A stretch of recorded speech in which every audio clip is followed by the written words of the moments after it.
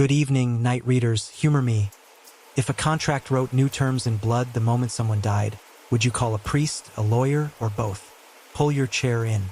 You're listening to Somnolent Conspiracies, where we greet you properly, ask you to think alongside us, and keep evidence steady even when superstition begs for the pen. Naples keeps its bargains in places that smell of lemon oil and old dust. In a notary's vault-off via tribunali rests a 17th century parchment, a land grant and debt instrument that outlived kingdoms. This month, it started misbehaving. Each time a person tied to a modern property fight died, an appraiser in a stairwell, a collector in his bath, a notary's clerk on the Circumvesuviana, the parchment woke under glass and grew a line.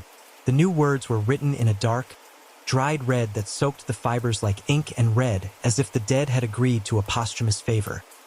A lien extended, a title corrected, a beneficiary reversed. Cameras showed no hand. The vault seals showed no breach. And yet the clauses arrived warm. Our investigator believes in capillaries and old crimes more than demons. She will read parchment like skin, its collagen curls, its love for iron. She will test whether a decal edge can hide a tube and whether a clause can ride in on a drop. She will learn who profits when a contract learns to add itself, and who thinks fear makes the best witness. Naples will give us ghosts if we ask. We'll settle for proof. Ready? If a letter darkens while we watch, note the second, not your pulse. Part 1, the contract that woke. The vault smelled of lemon oil and old dust, like a drawer that had not been opened since childhood. Detective Valentina Rossi paused at the threshold and let the cool air settle on her skin. The room had been built to keep paper alive. The walls were stone. The door was steel. A small climate unit hummed with the patience of a museum guard who never blinked. Giulio Spada stood beside a glass case at the center of the room. His tie was too tight and the skin above his collar had the pale mark of a man who preferred offices with windows. He had the careful hands of his profession, fingers always near a document but never quite touching it. "Detective," he said, "thank you for coming so early." "This is where it happened," Valentina said. He nodded and gestured to the case. The parchment lay within a gilt oak frame, strapped at the corners, a cushion of museum foam underneath. The surface was the soft beige of old vellum. The letters were brown and crisp, iron gall ink that had widened into the fibers long ago. And along the right margin, a new strip of text settled into the page as if it had always lived there. The addendum cited a modern parcel identifier. It called out a boundary line that existed on a city computer and then gave it the voice of the 17th century.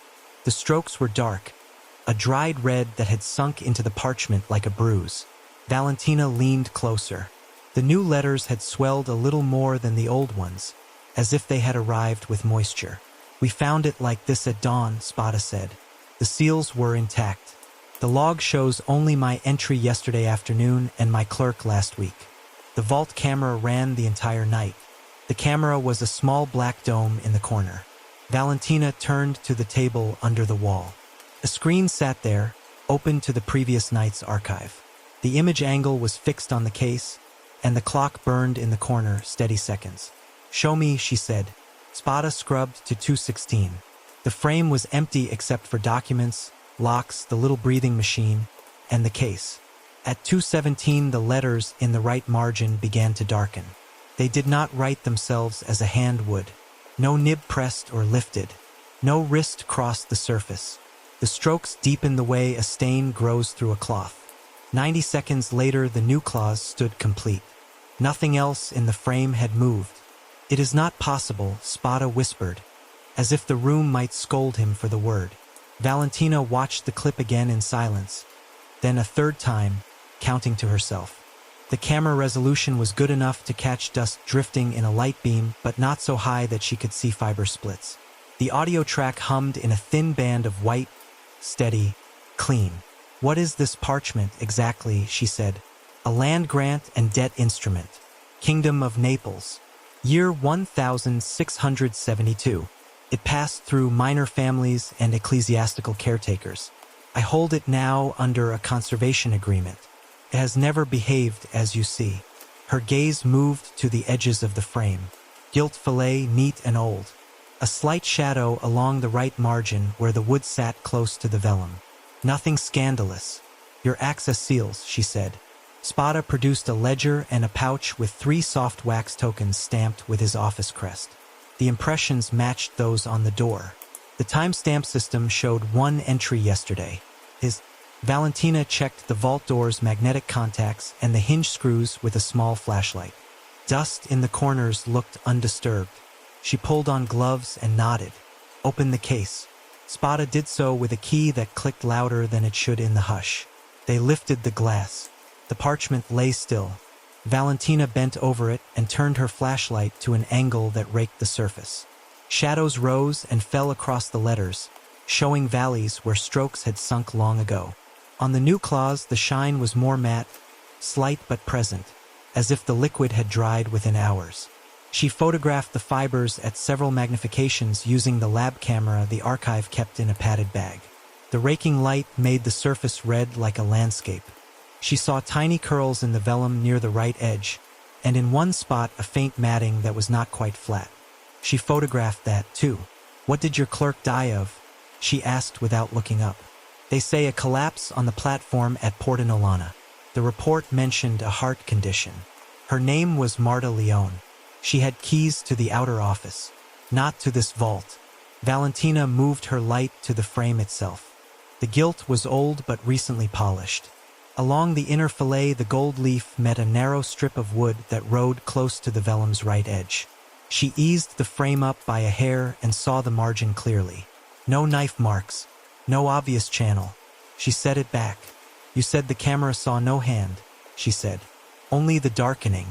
It looks like a stain that knows grammar. She let the remark pass. She took a shallow breath and looked up at the climate unit. The floor vents were clean. The sound had a constant rhythm. She shut her eyes and listened for something new. Nothing. We will take the frame to the lab, she said. Parchment and all. We will keep your vault seals on the door and log the removal with a witness. I will also need every second of the camera footage and the audio track with original compression. No exports filtered for clarity. Raw only. Spada swallowed and nodded. She turned to the wall clock and wrote down times. She bent to the camera screen and scrolled a few minutes earlier than the event. The image showed nothing. She scrolled to a few minutes after. Nothing again. No flicker from the climate unit. No shift in the light that could explain a shadow trick. The letters had simply darkened in place like a bruise under skin. She lifted the edge of the parchment with 2 soft spatulas, only enough to see the underside. The vellum had the usual pale tone and stiff memory of animal skin. The underside held no ink, no extra layer. She lowered it again. Spada hovered. Will you damage it? He asked. No, she said. The lab has a conservator on call. We will move it with its mount and frame, then open it under a hood. If we do anything invasive, it will be documented and reversible. She sealed the case again and photographed the lock. She logged the time on the chain of custody forms and had Spada sign. She called for a transport team with a shock sensor and a climate crate. When she finished, she walked the perimeter of the room once more, checking the vents, the outlet covers, the base of the walls. She found nothing but clean edges. You said this is not the first time, she said. 3 times this month, Spada said. Each time a person died who was connected to a real estate dispute involving parcels described in the original document. After each death, we discovered a new clause. The first appeared on a Tuesday, the second on a Saturday, the third last night. You did not call us after the first. I was told it would be a private matter. I was wrong. She did not push him. There would be time for that. For now, the paper and the frame were the only witnesses who could not lie. The transport arrived. 2 technicians in clean suits lifted the case into a foam cradle and strapped it into the crate. Valentina followed them out and watched the door seals pressed into fresh wax. She signed again and kept a copy under her clip. On the sidewalk outside, Naples was already awake. Vendors rolled shutters. A boy dragged a stack of chairs into a bar. The day smelled like coffee and oranges and old buildings that kept their secrets until they could sell them. Valentina felt the weight of the case moving away in careful hands and imagined the letters inside cooling to the temperature of reason. In the car, she called the lab manager and gave a short list. High-resolution fiber photography at multiple angles. Spectral analysis of inks. Edge examination with the microscope for any signs of abrasion or added sizing. Full review of the audio track with fresh ears for pressure changes. She ended the call and looked back toward the building. If words had appeared, something had fed the parchment. The path had to be there, even if it preferred to travel in the thin places where only liquid can pass. Part 2: Parchment, Iron, and Capillary Tricks. The lab lived behind a fire door that looked ordinary and weighed as much as a small car. Inside, the air smelled like distilled water and clean metal. The conservator on duty, a woman with gray hair braided tight against the heat of the hood, lifted her eyes when Valentina arrived with the crate. "You brought me an argument," the conservator said. "I brought you a witness," Valentina said. They set the crate on the padded table and let the climate equalize. The conservator read the chain of custody and initialed the margin. Then she opened the crate the way a surgeon opens the first layer before skin. Foam straps, shock sensor reading steady, glass hood ready.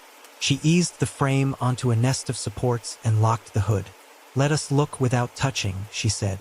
Under the raking light, the surface of the parchment came to life. Old iron gall letters lay in their brown trenches, crisp and modest, the way time likes order. The new clause on the right margin had a different sheen. The strokes sat proud in some places and sank harder in others, like a field after rain. "Spectral scan first," the conservator said. They ran the handheld unit along the old text and then the new clause. On the monitor, the machine plotted familiar shapes. The old ink read like iron gall should. Iron salts, tannic acid residues, copper traces, the gentle signature of a centuries-old recipe that had eaten its lines into protein and refused to let go. "Now the new letters," she said. The plot changed. Iron was still present, and so was tannin, but another pattern rode on the shoulder of the curve. The conservator's mouth tightened. She tapped a key that pulled a library of signals onto the screen. "That spike is protein-bound to a heme group," she said. "Hemoglobin. Blood," Valentina said. "Yes. And this small valley here matches a chelating agent. We should confirm, but it looks like ethylenediamine tetracic acid. People call it EDTA. Keeps blood from clotting in storage." Valentina let the words sit in the room. Blood in the ink and an anticoagulant to keep it docile long enough to move. She had seen letters written in human fluids before, but never by a page that pretended to write itself. She made notes while the conservator tuned the light angle and took a set of high-resolution photographs. The new letters showed a slight feathering at their edges. Not the feather of a pen stroke, more like the way a stain crawls along a narrow channel, then dries into the shape that held it. Beside the letters, especially toward the right margin, the fibers of the parchment looked different. In several spots they were matted and glossy, as if touched by glue and pressed when still damp. "Look at the very edge," the conservator said.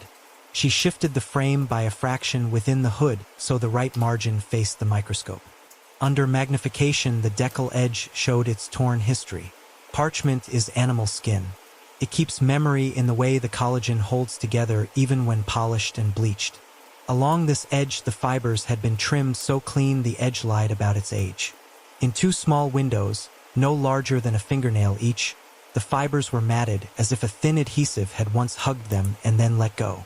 "This is not standard conservation," the conservator said. "There are micro-abrasions here, new enough to be arrogant. Whoever did this used bovine collagen glue to tame the fibers. That is a conservator's material, but the hand was impatient." The conservator took a scraping from a loose, friable curl lifted by a micro-spatula. She floated it on a droplet and separated the strands.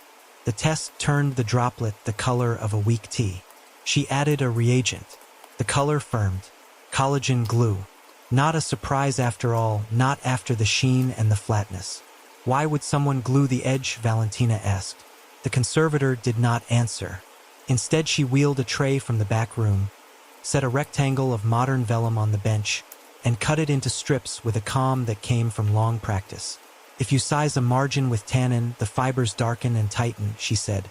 "If you then touch it with a thin line of liquid, the capillaries invite the liquid forward." On a dry day, the pull is slow and even. On a humid night, it slides faster. I want to see if we can make a letter without a hand. She brewed a weak bath of tannin from an old bottle and brushed it onto the test strip in the shape of a simple line and curve. She let it dry under the hood. Then she drew a line of water at the extreme right edge of the strip and watched through the magnifier. The liquid crept along the lettered shape. It sought the path of least resistance, followed where the fibers had been persuaded by tannin, and left behind a pale shadow in the exact shape she had drawn. "Now we try ink," she said.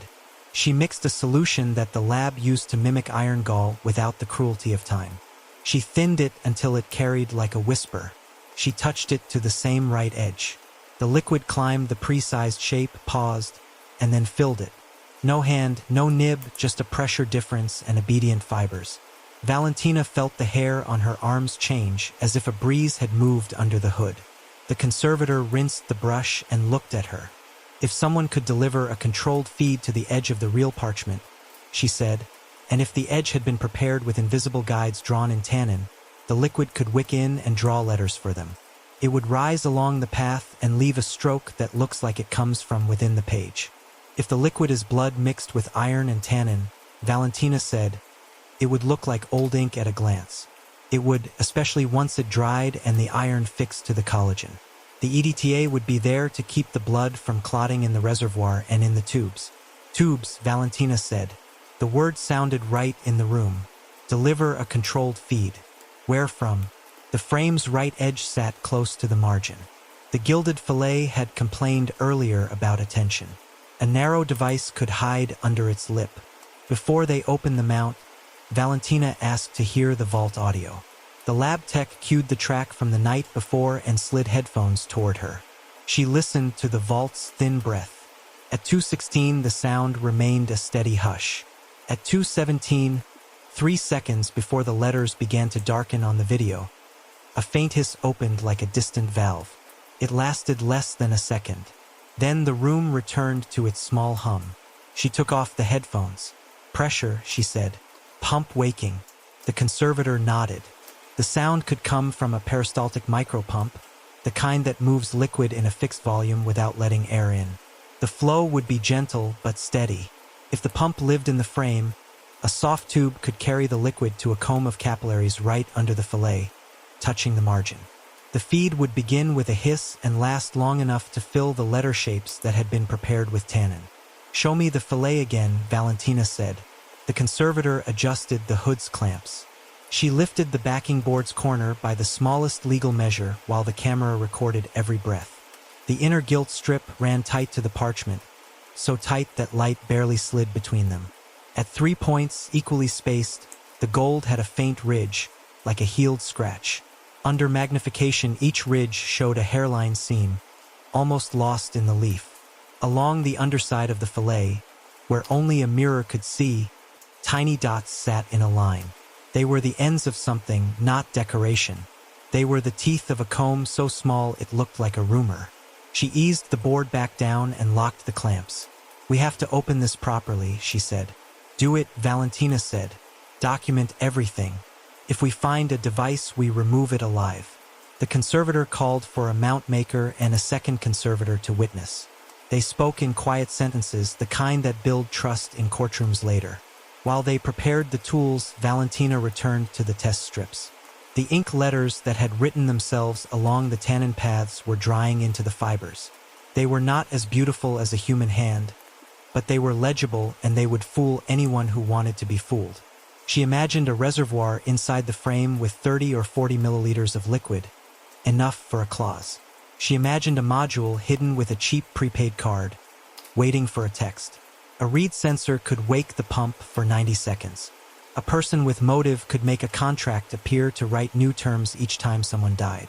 To the fearful, it would feel like judgment. To the greedy, it would be a tool. She wrote the hypothesis down in words she could own on the stand. Original text in iron gall ink. New strokes contain hemoglobin and ethylene tetracic acid. Edge fibers show matting with bovine collagen glue and fresh microabrasions. Prepared capillary guides likely drawn with tannin. Pressure hissed 3 seconds before darkening. consistent with a small pump beginning flow.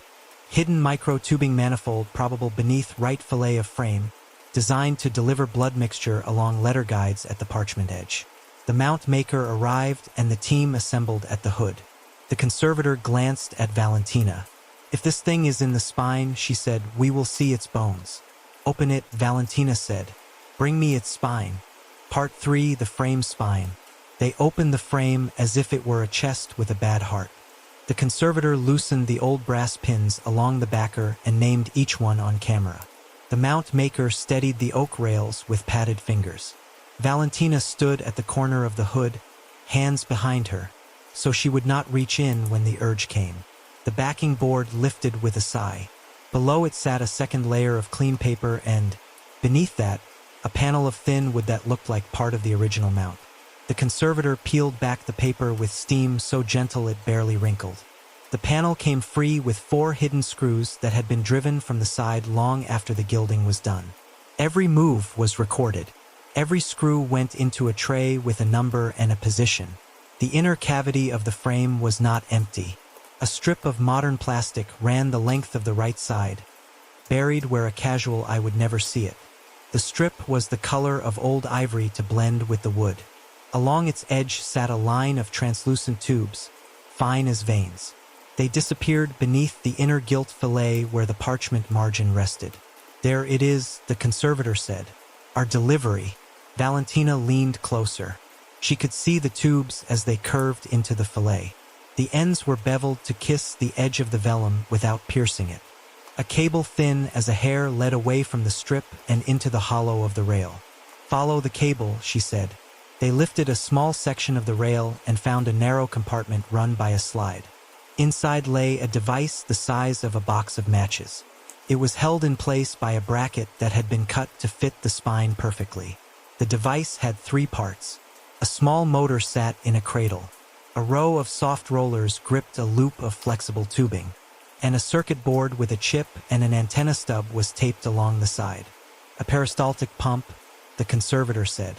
"It squeezes the tube in a wave so the liquid moves without touching gears or air. Low noise, predictable flow." Valentina could imagine the sound it made.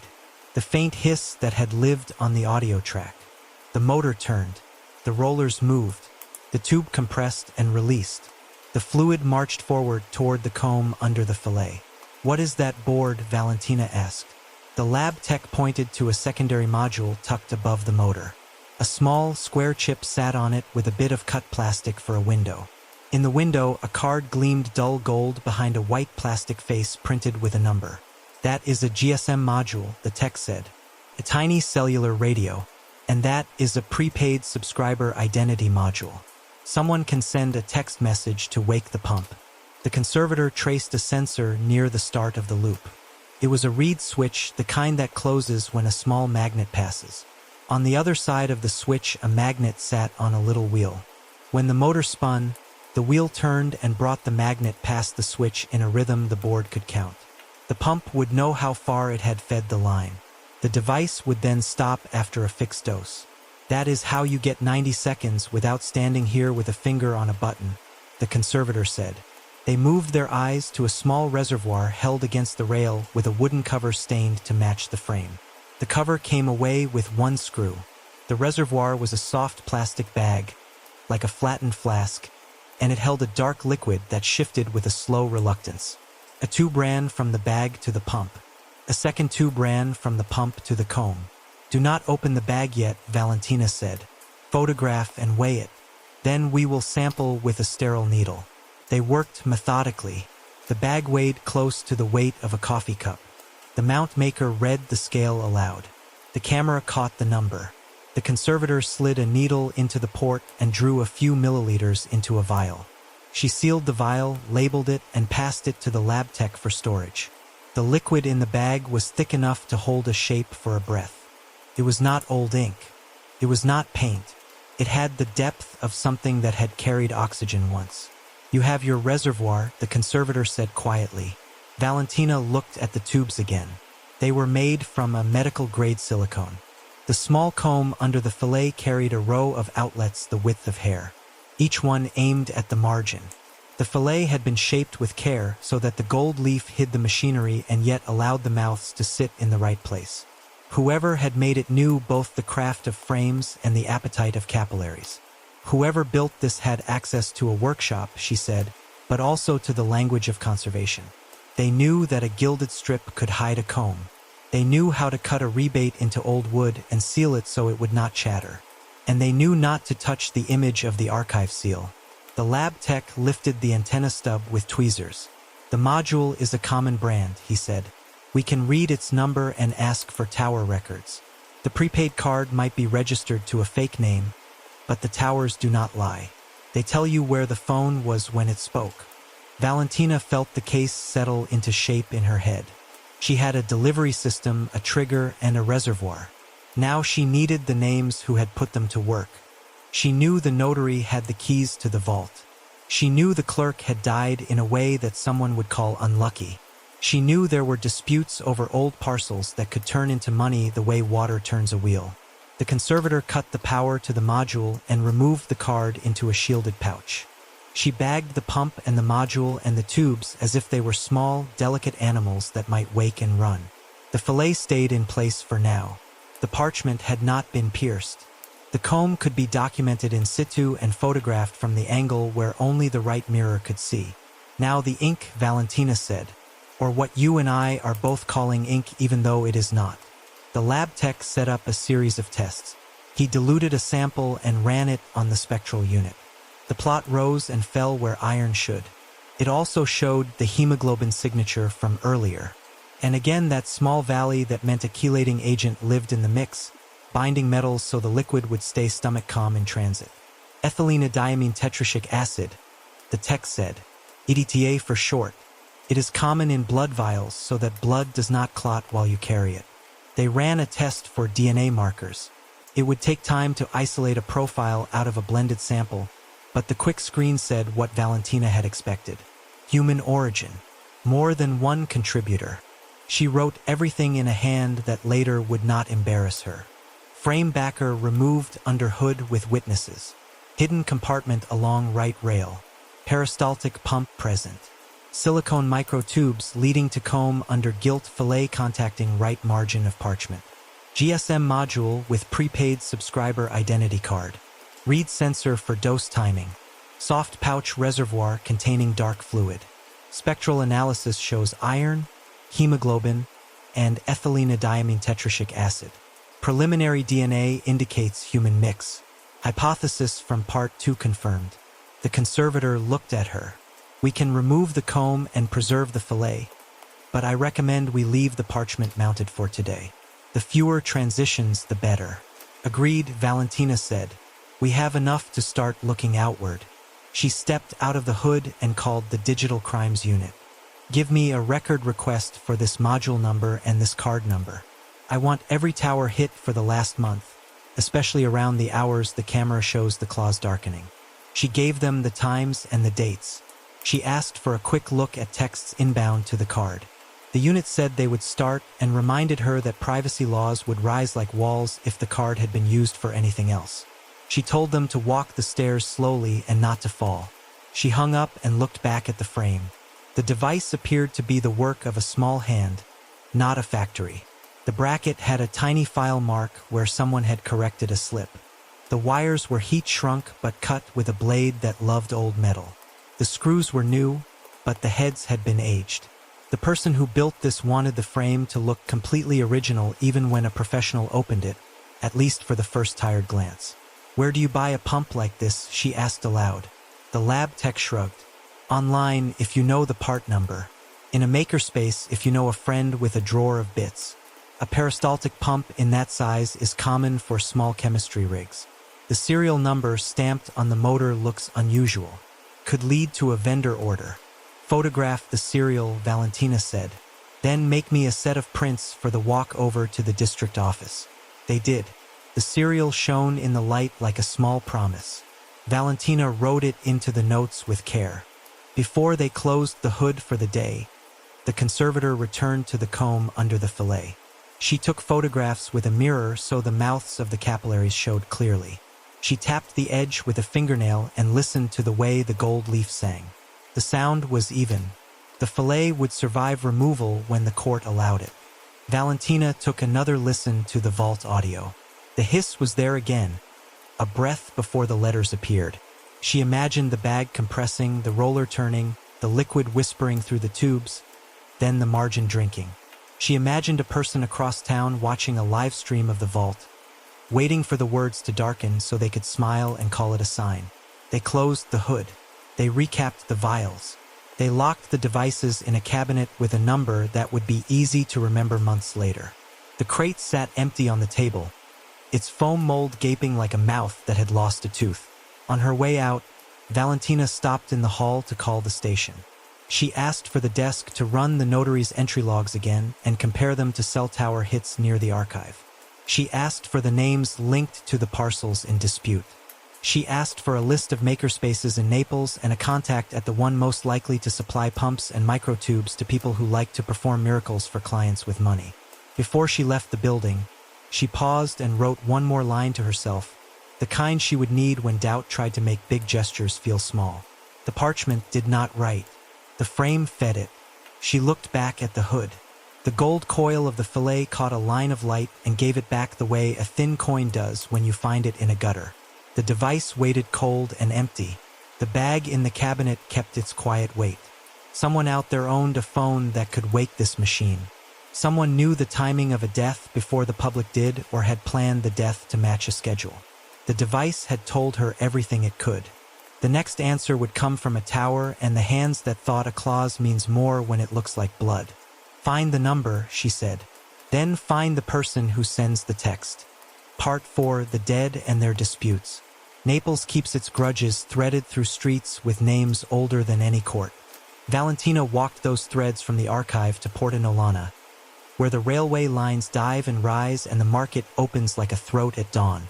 Beneath the chatter and the coin, property lines cross like veins.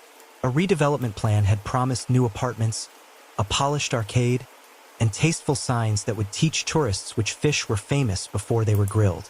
The plan had also promised someone a method to turn paper into money while the city argued about heritage. For names sat at the center of that argument. She laid them on her desk the way a card sharp spreads a winning hand and stared until the faces became rooms. Sergio Corvi first. Collector by habit, debtor by necessity. He lived in a top-floor flat that should have been beautiful and was instead heavy with things that once were valuable. Old maps of the city hung crooked on his walls. A cabinet held fountain pens with cracked sacks. The bathtub where he drowned was 2 meters from a window that had been painted shut a generation earlier. The report said diazepam in his blood, a door locked from the inside, and a latch on the bathroom window with a single print that did not belong to him. The print belonged to a man named Rino Palumbo, a fixer who built his life around favors that bent the rules without breaking them loud enough to wake a judge. Sergio had argued with the bank and found a temporary reprieve by promising his share of a parcel near Porta Nolana as collateral for a loan that never quite appeared. After he died, the parchment produced a clause that adjusted an old boundary line. The change made Sergio's share dissolve like sugar in hot coffee and reappear in a shell company with a clean name and an empty office. Alba Ferry next. Praiser. She wore sensible shoes and spoke like a metronome. She could walk into a room and tell you why a fresco cost what it cost without once raising her voice. The stairwell where she fell had been waxed the night before her appointment at the notary's office. The scuff on her shoe carried a thread of wax that matched the brand favored by Giulio Spada's cleaning contract, a brand that no one used in stairwells unless they wanted shine more than safety. Alba had told a colleague that she intended to testify against a new clause, to say in open court that it did not belong, that it smelled of theater. She did not make it to the stand. After she died, a clause appeared that corrected a title and moved another sliver of property into a different shell company with a name that evoked the sea and nothing else. Rino Palumbo, the fixer with the print on Sergio's latch, turned up under a pier with rope around his ankles and a story that had lost its author. The fiber in the rope matched packing cord used at a fabrication workshop across town, the kind of place where young engineers and old tinkerers built devices that made clients feel like modern magic was just one more service to be billed. Rino had worked for a developer named Vittorio Arcieri. Everyone knew Arcieri without ever seeing him. He was the kind of man who could stand behind a temporary wall at a construction site and make a crane move by asking politely. He liked to dress his ambition in heritage language. He liked donors' dinners where a string quartet made a glass of wine feel like a donation to the soul of the city. Reno cleaned up problems for him. Reno could also become a problem if he lost his balance. After Reno died, there was no clause. There was only a nervous silence that lasted until someone realized the schedule for the next hearing had been pushed forward. And then there was Marta Leone, the notary's clerk who died on a platform while waiting for a train that would have taken her anywhere else in the city. The report called it a medical event. The short bottle in her bag suggested a disease of nerves rather than heart. Marta had the key to the outer office, not the vault, and yet she moved in an orbit that spun close to the parchment. She handled filings. She scheduled signings. She set pens on clean blotters and watched people sign as if seeing a person put their name down could teach you something important about them. In her flat, the search turned up butterfly needles, small vials, and a little stack of appointment cards that she had written in a careful hand. Health samples, she had told friends when they asked. A promotion to a future where every contract came with a bit of science to keep it honest. After she died, the parchment wrote again. Fear in the office grew an extra limb and learned to grip. Valentina visited the parcels everyone was fighting over. Old doorways stood closed with padlocks that made more noise than protection. Courtyards hid behind arches where laundry lines danced. She laid a paper map over a tablet display and watched the red lines of the modern parcel identifiers climb over the inked boundaries of older deeds. The overlaps were almost elegant. Whoever wanted control of Porta Nolana understood that heritage could be a ladder if you tilted it the right way. She read filings that Giulio Spada had prepared. The language was faultless and calm. Each time the court received a new bundle of paper, it contained a phrase that suggested a recently discovered addendum. The phrasing said it was an archival marvel. The footnotes said it was legitimate. The timing said it was a trick. On a shelf in her office, she kept a box for quiet objects that mattered. She put a copy of the added clauses there, one by one, and stood back to see how they changed the shape of the dispute. The shells that benefited from the clauses shared directors and addresses and a habit of keeping their windows dark. Their filings linked back to a holding company wet with capital and clean of fingerprints. When she asked a colleague in financial crimes to run the names, he sighed and told her he would need a week and a stronger coffee. Valentina did not wait. She sat across from a planner at the city hall who had stopped believing in miracles and still believed in maps. The planner showed her the redevelopment schedule. A fourth hearing loomed. Community groups would speak. Lawyers would speak louder. The judge had already warned them not to mention ghosts in his courtroom. People would do it anyway on the steps outside. If the parchment wrote another line the night before, those steps would turn into a stage. At a small gallery off Spaccanapoli, she found a photograph from a donor's dinner.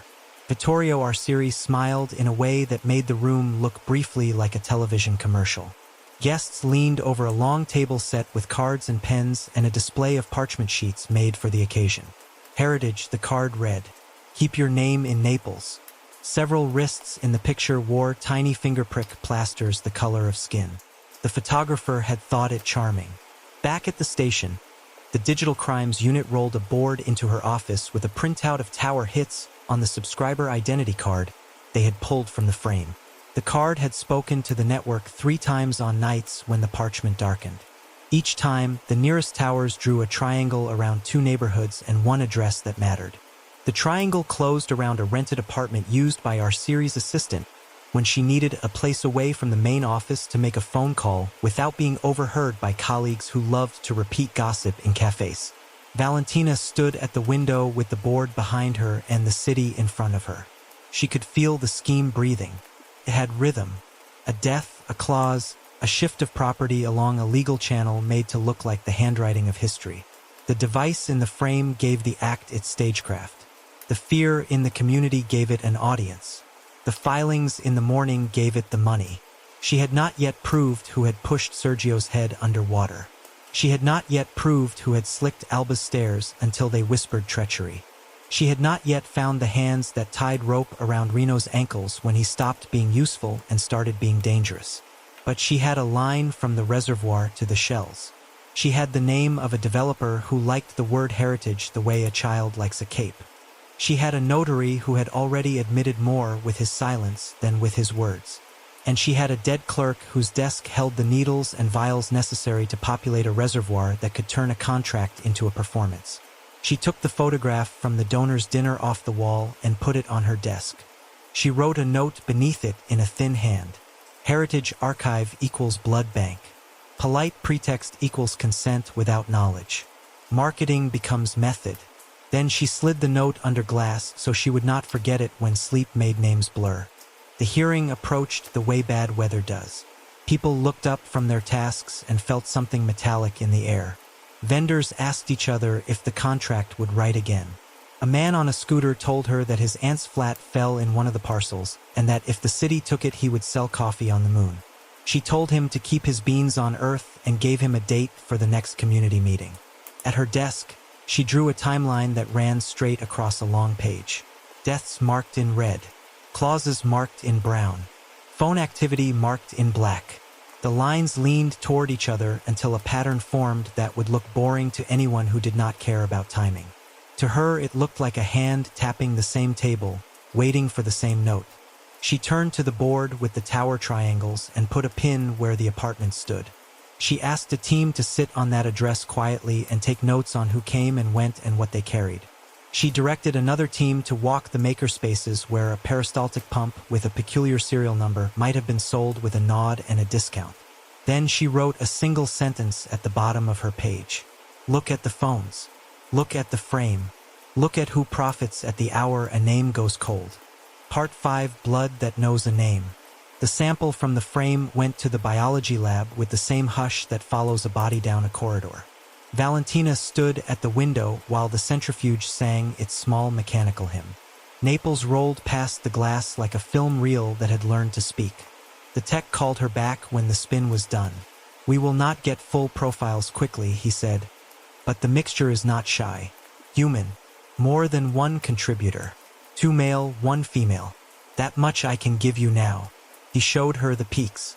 They rose in sets like city skylines. One skyline reached higher on markers that would not stay anonymous for long. The others shared space with it without drowning it. We can compare to knowns, he said. If you have anything from the dead you think matter. Sergio Corvi, she said. Dental records might still have a swab.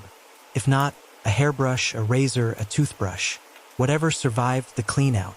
By afternoon, a denture plate had given up a trace that behaved like a memory. The tech ran it against the mix and pressed his lips together in a way that passed for a smile when you worked with blood.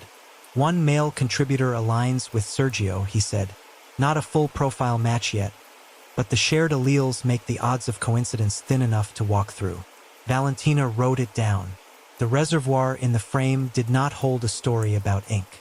It held a story about people who had bled into a tube and never imagined their blood would be fed to an old contract like wine to a god. She went to Marta Leone's flat with a warrant and a bag for small things that tell the truth. The place was clean in the way that happens when a person believes they will be home in an hour. A cup sat in the sink with a lip of coffee drying on the rim. On the desk, a pile of appointment cards rested under a paperweight shaped like a turtle. The cards listed names and times in Marta's careful hand, and beside some of the names a small check mark like a nurse makes when a line has been crossed off politely. In the bottom drawer she found a pouch with butterfly needles, the kind that slide into a vein without causing a seam. A handful of vacuum vials, caps the lavender shade that means EDTA to anyone who cares about clots.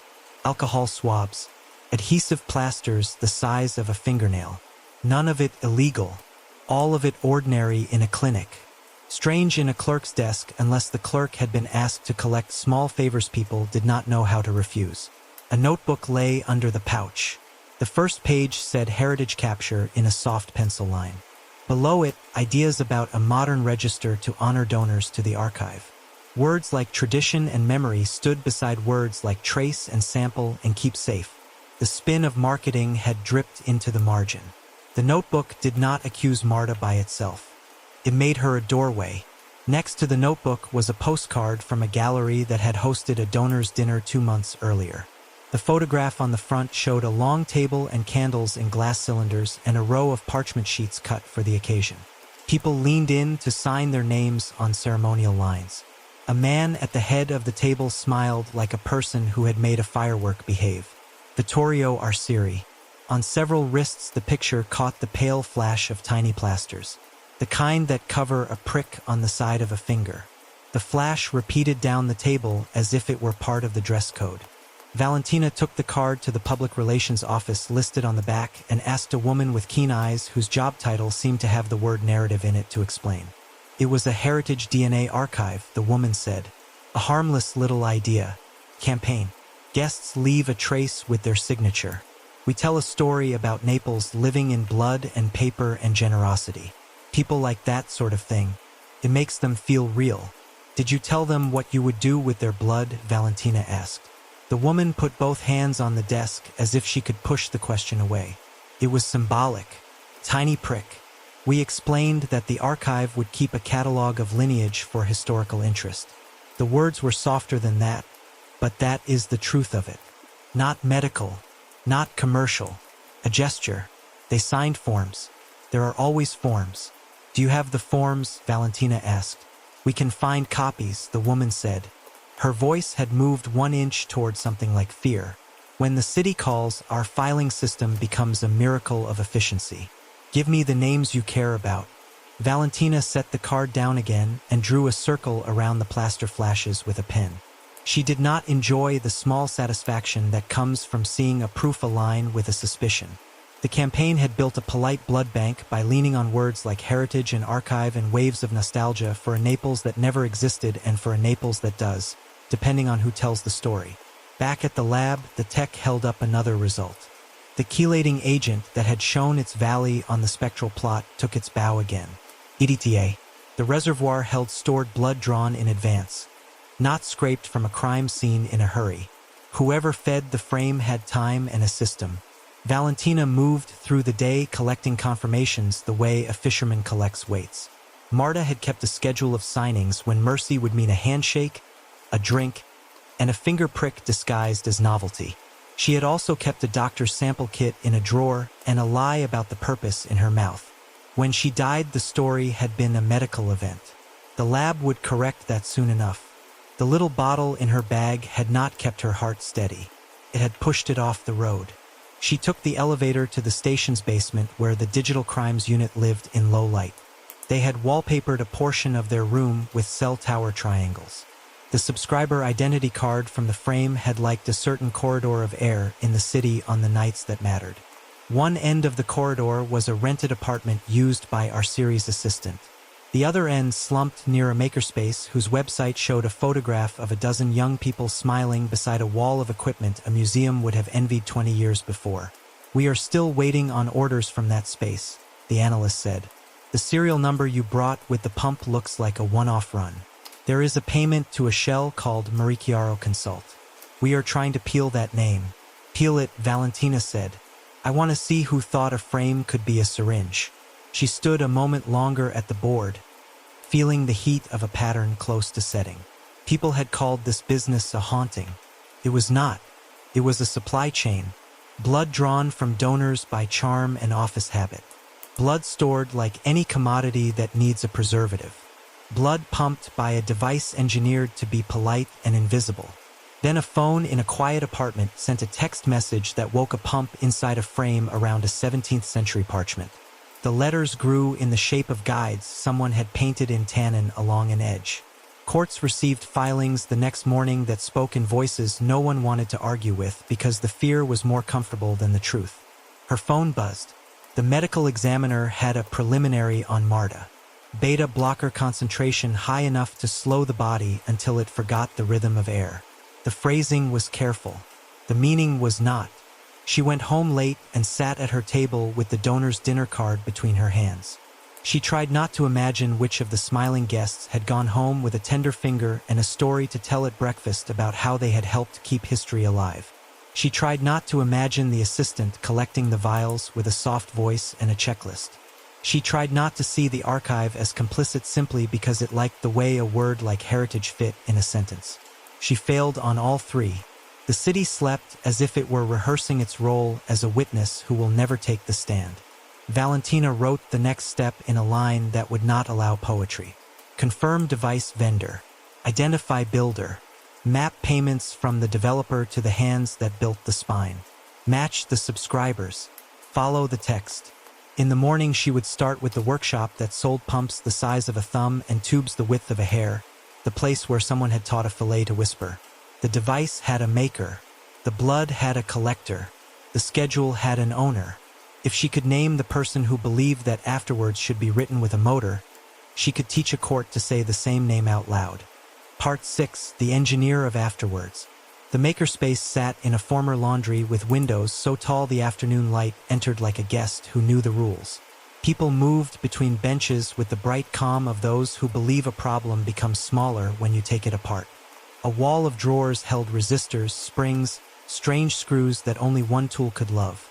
On a pegboard, a row of pumps the size of almonds waited for assignments. The sign at the door said FabLab Partenope in a typeface that wanted to be friendly. Valentina signed the visitor book and showed her warrant to the manager.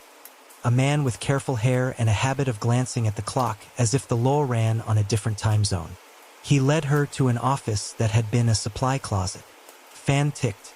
He pulled up order logs on a monitor and turned the screen so she could see. We sell components, he said. We rent lab time. We teach classes. We do not ask why a customer wants to make a device that moves liquid quietly. We assume it is for art or a thesis or a fish tank. I only need to know what you sold, Valentina said. She read the orders. Most were small enough to vanish inside a backpack. Then she saw a purchase that shook the surface of the list. A run of peristaltic pumps with an unusual serial set. Silicone micro tubing in 2 diameters. A bundle of capillary needles. Packet of reed switches. A small cellular module with a generic antenna. The order had been paid by a company called Chiaro Consult. The payment came from a bank that liked shell companies because they behaved like polite ghosts. Who is Chiaro Consult? She asked. We know them as a client, the manager said. They used a freelancer who had a membership here. He maintained a bench. He called himself a conservator. He made frames. He repaired frames. He argued about spacing. Name, Valentina said. The manager hesitated as if the syllables might stain his mouth. Then he said it. Luca Sassi. Valentina wrote it down. The name fit the bracket marks in the frame the way an answer fits a riddle that has waited long enough. She asked to see Luca's bench. The manager waved her through the machines and stopped at a bay where neatness had stood for a photograph and then gone back to work. The bench smelled of gilt size and linseed oil and solder. A length of gilt fillet rested along the back, its leaf slightly dull from handling. A set of tiny files lay in a felt roll. A box of silicone tubes sat open, the lengths coiled like tame snakes. On the wall, pinned with care, hung test strips of modern vellum stained with letter shapes made in tannin and then fed with thin lines of ink. Some of the letters looked like their own shadows. Others had bled a little where the experiment had been impatient. Each strip bore a date and a note in a small hand. Flow too fast. Recut comb. Reduce pressure. Pre-size longer. Valentina picked up one of the test strips with 2 fingers and held it to the light. The curve of the letter rose from the edge in a way that made the word device ring in her head. She put it back and took a photograph. She found a bag of capillary combs cut from thin plastic into teeth so fine they seemed impossible. Along the spine of the bag someone had written comb V4. Under the bag was a brass bracket with a file mark in the same place as the bracket in the frame at the lab. She photographed that too. She asked to see Luca. The manager said he could call him, but Luca had not held regular hours since the week before. He had a workshop near the docks, where the rent was cheap and the air salted the windows each morning. The address came out of the manager's mouth like a confession. By the time she reached the workshop, the light had gone silver. The door stood ajar. Inside, the space held 2 tables and a shelf and enough dust to say that work had been done here and then done again. A small lathe sat under a rag. A drill press stood at attention. On one table a frame lay open, the rails separated and arranged like the bones of a small creature. The fillet had been removed and a shallow channel cut along the right rail with a router that had listened when a careful hand asked it to be kind. The channel had a cable hiding in it that ran nowhere because the device had not been installed. She found Luca in the back room, sitting on a stool with a bottle of water in his hand and a look that mixed arrogance and fear until the two could not be told apart. He was not old. His eyes were bright. He wore the clothes of a person who can crawl under a cabinet and also talk to a donor about patina. "You are the detective," he said. "You are the person who taught a frame to feed a parchment," she said. He did not deny it. He looked past her to the table where the rails waited to be joined again. "I build things that make people believe a museum loves them," he said. "That is my crime." "Your crime," she said, "is what the device on your bench did when a phone across town told it to wake. Your crime is what the device did to a courtroom by dressing a lie as heritage. Your crime is what your clients did with that lie when people died." He rubbed his face with his hand and left a smear of gold dust on his cheek. "I sell hardware," he said. "I design mounts that let a viewer feel an object is alive. That is the work. If a client asks for a demonstration where a letter darkens to show chemistry, that is a display. The pump is quiet. The tubes are medical grade. The comb is a marvel. Do you know how difficult it is to make a stroke appear without a pen? I should have had a grant for this." "Who paid you?" she asked. He stared at the wall as if it held a memory he could still edit. "Marie Chiaro Consult," he said finally. "They wanted a custom mount for a parchment. They were precise. They had diagrams. They insisted the mount must not pierce or stain the object. They asked for remote activation. They said it was for a tour, an interactive explanation of ink and time. When I asked where they would show it, they said in a private archive with donors who wanted to feel history breathe."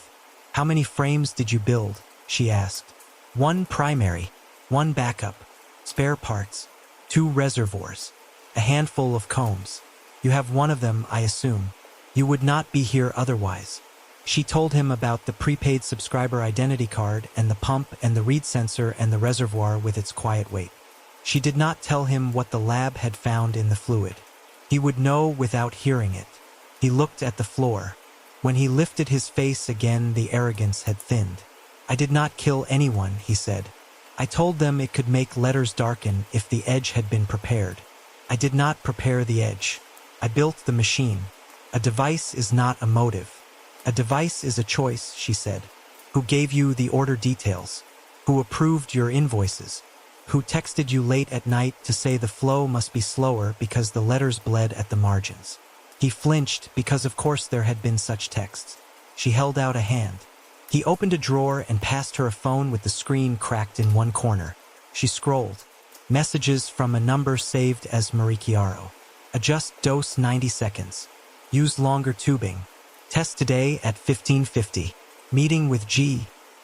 Frame swap window tomorrow. G," she said. "Giulio." He looked surprised and then tried to repair the surprise by finding a way to look bored. He failed and shrugged. He had delivered the first frame to the notary's office under the polite fiction of a conservation review. A second visit a week later had given him time to fit the fillet and secure the comb. After that, his access had narrowed to peculiar windows that always aligned with Giulio's schedule. He had been told the frame would be swapped during a routine check if it misbehaved. He had been paid in stages by Marie Chiaro. He had sent tests by placing the frame around a blank strip of vellum and feeding dye. The manager at FabLab had smiled and called it an elegant illusion. Luca had called it an afterword. He liked the sound of that. She asked him about the orders for pumps and reed switches and microtubing. He said he had placed them through the makerspace with a discount for members. He had used the name Marie Chiaro because they insisted. The serial on the pump had been assigned to a small run for a chemistry workshop.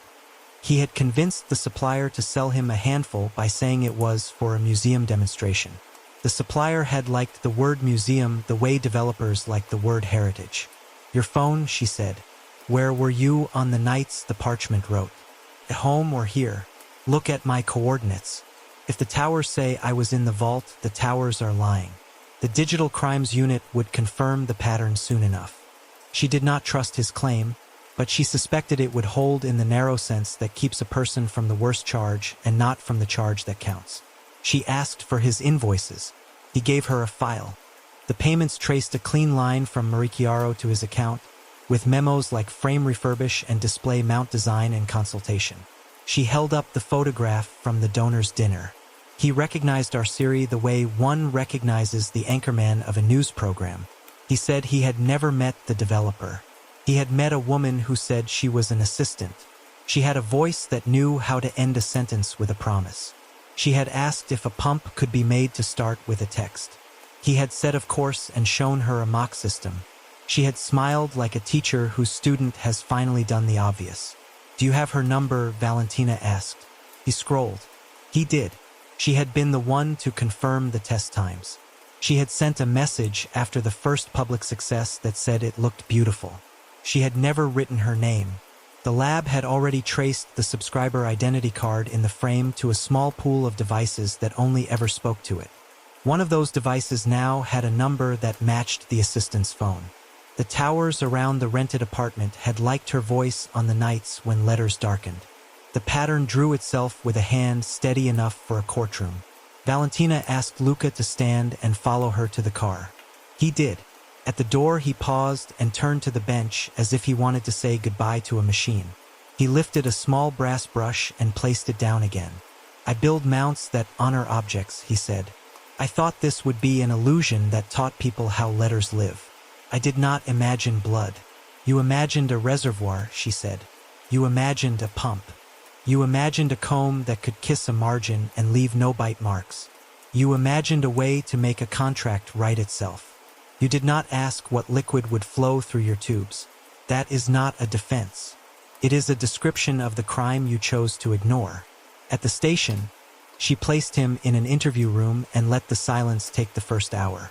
When she came back in with the photographs from the frame, he looked at the bracket and touched the file mark with his finger on the paper. "It is my hand," he said. He admitted the build. He admitted the deliveries. He admitted the adjustments by text. He said again that he had not killed anyone. He said that when the first body turned up he had thought it was a coincidence. He said that by the second he had known the device was being used to make a courtroom lean the way a building leans when you pull a wall. He said he had told himself he could not unwind it without breaking a contract and a future in a city where a man who breaks a contract eats alone.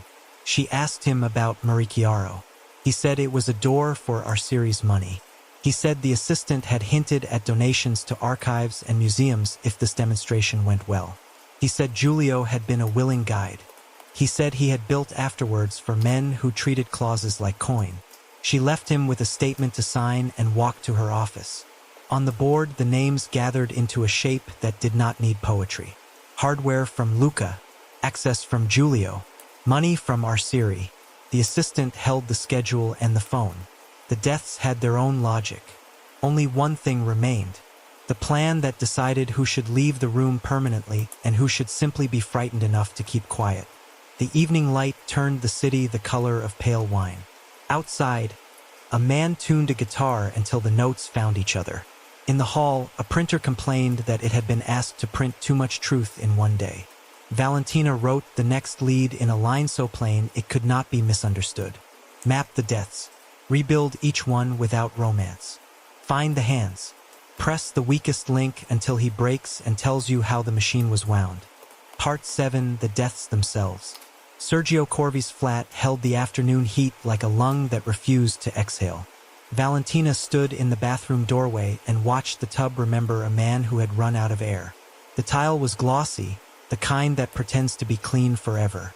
The rim of the porcelain wore faint crescents where hands had once tried to hold and could not. The window latch had been wiped and then touched again by a hand that did not belong to the dead. The latent lift revealed the whirl that the report had already named. Reno Palumbo. A fixer leaves fingerprints the way a performer leaves posters. They cling to the city longer than the performance. The toxicology sheet on the counter told a simple story in measured numbers. Diazepam to quiet the muscles. Enough to make the head heavy and the will slow. The pathologist had been careful. Valentina read between the caution and the ink. A man does not fall asleep calmly underwater. Not unless someone helps or hope has already left the room. She walked the route from the front door to the bath as if Sergio were still alive and tired. The front door lock was intact. No pry marks. No scratches. The bolt slid smooth. The neighbors would say they had heard the television, and then the water, and then nothing. She paused by the window again. The latch could be opened from the outside by a hand that knew how to coax old wood to forget itself. A length of wire. A gentle lift. A push from a person on the fire escape who did not mind working for a man who spoke in donations and promises. She held the latch and felt the ghost of a grip. Reno had helped the bath do what the drug had begun. The fear that follows a drowning is quiet, but it learns. When she left the flat, she carried with her the sense that Sergio's death had been the rehearsal for a clause. Alba Ferry's stairwell smelled of wax and lemon and a decision made in private. Valentina crouched where the scuff mark had cut into the sheen. The thread they had lifted from the scuff lay now in a paper envelope on her palm. The lab had matched it to a brand of floor wax used by Giulio Spada's cleaning contract, a product chosen for shine and status rather than sense. The timing of the waxing made the case turn cruel. The stairs had been polished the night before Alba was due at the notary's office to speak aloud what others only muttered. She had told a colleague she would say the clause did not belong, that its ink smelled wrong, that the frame looked too proud of itself. Wax does not shove. It waits. She pictured Alba taking the second step from the landing, the heel finding the line that a mop had left just wet enough, the body leaning where a body cannot recover. The railing was old and looked strong. It had a loosened bracket on the right side where the wood had been stripped and reattached recently. A person who knew those stairs could loosen a bracket by a hair and leave the world to complete the work. Gravity does not testify. It delivers. Valentina visited the building's caretaker and asked simple questions about routine. The man rubbed his jaw and said the contract liked to do a deep polish before important visitors. He winced when he realized how that sounded. He offered to show her the closet. He kept the products in neat rows, labels facing forward as if they might leap into a commercial at any moment. The wax brand matched the thread. The mop heads were new. The bucket had a line on it where the last fill had reached. She stood in the doorway and listened to the silence that follows a small plan carried out well. Reno Palumbo did not live long enough to enjoy the silence. The pier where he was found wore algae the color of a tired bruise. Valentina walked the boards and looked down at the rope burn on the piling. The water told almost nothing. It gives up truth only after it has spoiled. The cord around Reno's ankles had been tied in a style that knew boats, but not deeply. The knot was competent and recent. The fibers matched packing cord sold in the makerspace where Luca Sassi kept his bench. The ends had been melted with a lighter that had left its own signature on the plastic. Reno had worked too long for other men not to know how to make a message out of a body. In his small apartment, she found a ledger of favors written in a code so thin it was almost art. A phone with a shattered screen clung to a last few messages. One was from a number now linked to the assistant who kept our series calendars and secrets. The message read, "We will handle it. Rest." Reno had gone to the water and found the end of a job that had no pension. The city looked the other way because people prefer not to stare where they might learn the shape of their own compromise. Marta Leone's platform faced a clock that could be seen from anywhere in the station. Valentina stood beneath it and counted out the minutes that a life can lose when a pill is the wrong dose in the wrong body. The medical examiner had sent over the preliminary report. Beta blockers in a concentration that speaks softly and then lowers a curtain. Marta had once kept a notebook with soft words about heritage and archive. She had kept a pouch of needles and vials in a desk and told herself it was for the dignity of history. She had put plasters on wrists and smiled. She had scheduled signings and smoothed blotters and held the front of the stage while the machinery worked behind the velvet. When she understood that the ink had teeth, she had told a friend she was going to speak. The assistant had written her a message that could pass as concern if you did not read it twice. "Sleep now. We will talk tomorrow." Tomorrow never arrived. The platform watched her sit down and then fold gently into the air. People gave statements about kindness and surprise and the way time slows when a stranger falls. The station swallowed the moment and returned trains to their tracks. Valentina took the message printout from her pocket and looked at the words until they lost their music. For deaths, each one a note in a scale that led to a signature at the bottom of a page. She spread the reports across her desk and drew a line through them that did not bend. The drowning had given the first clause its drama. The fall had shaved a witness from the room and cleared the aisle for a correction that no one would contest. The fixer's death had cut a thread that might have been pulled by anyone who did not fear their own house collapsing. The clerk's death had removed both conscience and evidence in one neat gesture. She brought Giulio into an interview room that smelled of old coffee and new fear. She placed photographs on the table one by one. The frame spine with its pump, the reservoir in its pouch, the capillary comb under the gilt fillet, the wax thread that matched his stare, the window latch with the fixer's print, the rope, the cord, the melted ends, the messages that arranged schedules the way a conductor arranges light and sound. He tried to hold his profession between himself and the photographs. Paper shields, rules, a habit of calm. It did not last. When she told him about the blood in the reservoir and the ethylene tetracic acid, his shoulders lowered as if a weight he had been balancing finally decided to settle. "I did not know they would die," he said, which is the sentence people choose when they do not want to say "I did not want to know." He spoke about the developer with the Heritage brand who promised to refit an archive reading room and host a gala that would make the newspapers forget their doubts.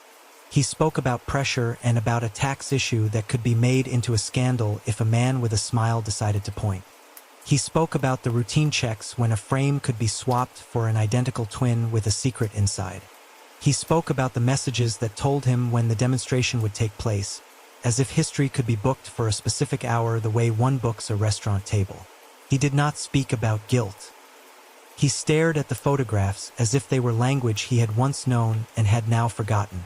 Valentina took his statement and left him with a pen that had no blood on it. In the hall she stood and let the air find its level. The pattern had resolved, not into romance but into a map with roads and markers. At the top sat the developer who believed fear was a better witness than any woman or man. By his side, the assistant who could schedule a death between 2 calls and sleep. Below them, the notary who had held the door and told himself he was only keeping time.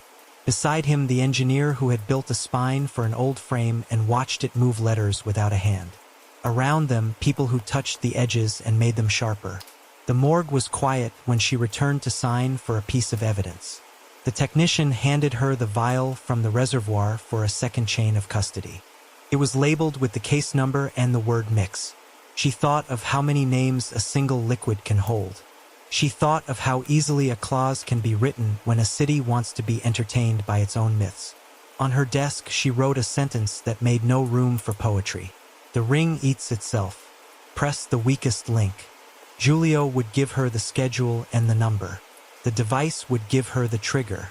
The tower would give her the room where a phone would glow at 1 in the morning, while 2 people watched an old parchment on a screen and waited for letters to swim up from the skin. Then, when the text went out and the pump woke with its small hiss, the city would breathe in, and Valentina would close her hand. Part 8. The Notary breaks. The interview room had the patience of a church without windows. Giulio Spada sat at the table with his hands folded, the way a man sits at the end of a mass when the hymn is done and only the scrape of shoes remains. Valentina set the recorder on the metal and named the date and the hour. Outside, a trolley passed and left its wire song behind. "You know why you are here," she said. "I am a notary," he said. "I hold paper to the light and make sure it still tells the truth. That is what I thought I was doing." She slid a folder toward him. Inside were photographs and transcripts stacked in an order that could not be mistaken for mercy. The pump in the frame, the silicone comb under the gilt fillet, the soft reservoir with its dark weight, the spectral plots with hemoglobin marked in neat ink, the message threads between a number saved as Marie Chiaro and the engineer who thought devices were an art, the wax thread from a stair, the window latch, the rope. "When did you first discuss a demonstration?" she asked. He stared at the photograph of the reservoir the way a drowning man looks at a lung. "It was last winter," he said. A donor approached with an idea. The developer. He wanted to mount an exhibit for the benefit of the archive. He used the word heritage as if it were a key. He had an assistant who arranged everything with a voice that made every request sound like a favor we should have offered first. They said the frame would show how old ink binds to vellum. A reveal. A simple science trick. They promised funds for conservation. I said we would permit a test under supervision. For the archive. For the donors. For goodwill. And yet the device was installed in your vault, she said. He lifted a shoulder and let it fall. The first visit was presented as a routine check of mounts, he said. A conservator named Luca had credentials. He spoke about stress on rails and changes in humidity. He fitted a new backer and told me the fillet sat too close and should be eased. I signed the log. I watched him. It looked like conservation. The second visit was the same. After that, I noticed the schedule had begun to lean around their needs and not the archives. I told myself it was still professional. When the first clause appeared, he said, his voice thinning. The developer congratulated me as if I had conducted an orchestra. He said the donors were ecstatic. He sent a message that said magic sells memory. I told him we should halt. He sent another message that said the city had waited too long for renewal and that I was part of a future that would remember me kindly. Then he called about my taxes. He knew numbers that only a patient adversary would know. He offered an accountant and a fixer. I understood the nature of the help. Valentina pushed another photograph forward, the one that showed the frame spine with the reed switch and the pump and the loop of tubing. You swapped frames, she said. You booked windows when no one else was near the vault. You let a device in and then told yourself that you were only watching scholarship. The law cares about that kind of watching. He bent his head and pressed 2 fingers to the bridge of his nose. The room held its breath. What did you think when people began to die? She asked. He kept his hand where it was. I thought I was not important enough to be punished for noticing, he said. That is the honest answer. I thought if I kept the ledgers clean and the seals tight, I would stay a man who observed rather than a man who acted. I thought it was not my duty to imagine the worst intentions behind a display. And when the clerk fell and the appraiser fell and the collector drowned, I told myself those were miseries that belonged to their own lives. Then Reno died, and I understood that I was wrong. You triggered the device after deaths, she said. Or you stood by when someone else did and then filed papers as if history had handled the pen. He lifted his eyes. I did not send the triggers, he said. I do not own the phone that speaks to that module. I do have the number. There is a schedule template. The assistant sent it to me after the first event so that I would know when to have the vault presentable and the logs clear. I was supposed to feel included. I felt managed. Give me the number, she said. He hesitated for the length of a shallow breath, then recited it. She wrote it down, the digits settling on the page like small nails. He described the pattern they used. A text sent after a quiet call from a lookout who watched a live stream of the vault camera through a private link. The device would feed for 90 seconds. The clause would darken. In the morning, the filing would cite a miraculous rediscovery. He kept his voice steady by force and failed when he said Marta's name. He swallowed and tried again. You can still draw a line between your part and the rest, she said. The law likes lines, but it will not draw them for you. You knew about a pump that moved a blood mixture into a 17th century parchment. You knew about access. You held keys. You controlled swaps. You chose silence. Tell me what you told yourself each time you locked the door. He stared at the metal edge of the table. I told myself that the city respects archives when they are celebrated and hates them when they ask for money, he said. I told myself that this would bring light. I told myself that I would stop it when the demonstration had served its purpose. I told myself that I had no proof the blood belonged to anyone whose name I could say aloud in court. I told myself the worst thing a man can tell himself, that he is excused because he is not the hand that strikes. She let the words sit. Then she set a single sheet before him. It held a form for a cooperating witness and a pen. You will sign, she said. You will testify about the device and the schedule and the developer and his assistant.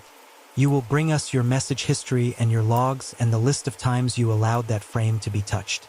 You will name the windows you created. You will say out loud that the letters were fed.